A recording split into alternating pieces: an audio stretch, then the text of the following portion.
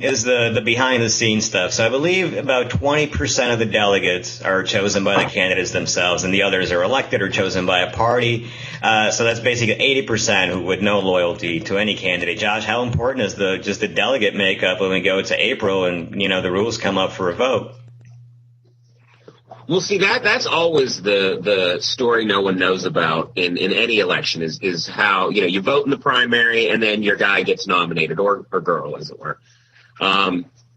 And so many people, think that that's like a direct sort of thing, but it isn't. Really, you're electing delegates from your precinct, then your congressional district, then counties and states. And then there's this whole sort of process. Now, for example, in Missouri and some other states, the Republicans have sort of their own version of superdelegates known as uncommitted, which means that voters can choose none of the above, and the delegates go to the convention free to vote for whoever they want.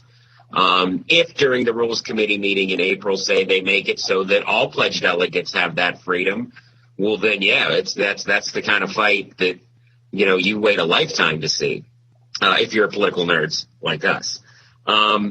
However, I do think that the party itself, once it becomes clear, or even more clear, that the not Trump movement is sort of failing, I wouldn't be surprised to see if Trump doesn't get some people to try to corral those uncommitted delegates, or does some sort of backroom lawyery stuff so that when the first ballot comes up, a nominee is chosen.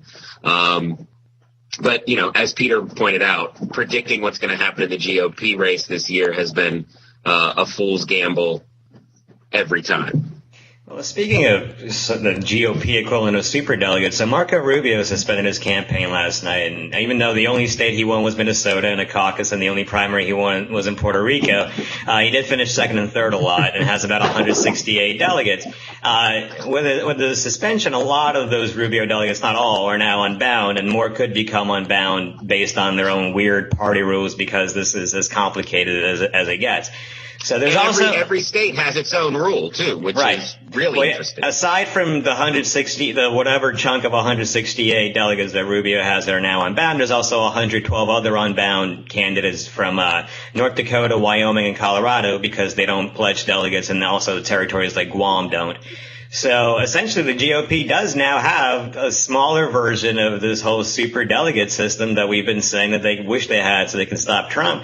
Peter, will this be the critical group that swings the nomination fight this year, or do you think Trump is just going to win out? I'm sticking with Trump here, words I never thought I would actually say out loud. Because, there's a difference between, is it possible and, in fact, does it matter?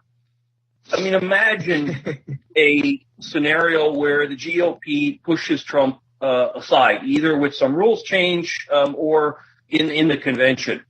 I mean, what's Trump going to do? He's just going to say, well, I guess that was that, and, crawl off. Of course not. It's either going to be a complete shitstorm at the convention, which serves nobody's interest, or Trump may just say, fine, I'm going to take my ball and go home. I'm going to run as an independent, and, welcome to President Clinton.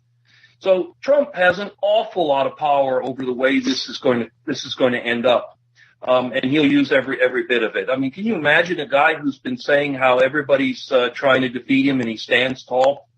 What he'll make of the GOP itself trying to consume him?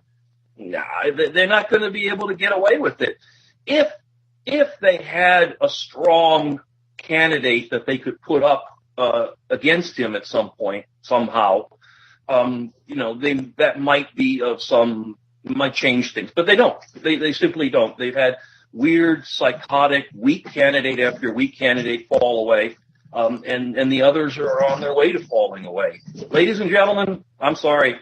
This is Trump all the way to November. It's pretty hilarious that we're now talking about the Republicans needing a strong candidate when, flashback to a month ago, there was 17 of these guys.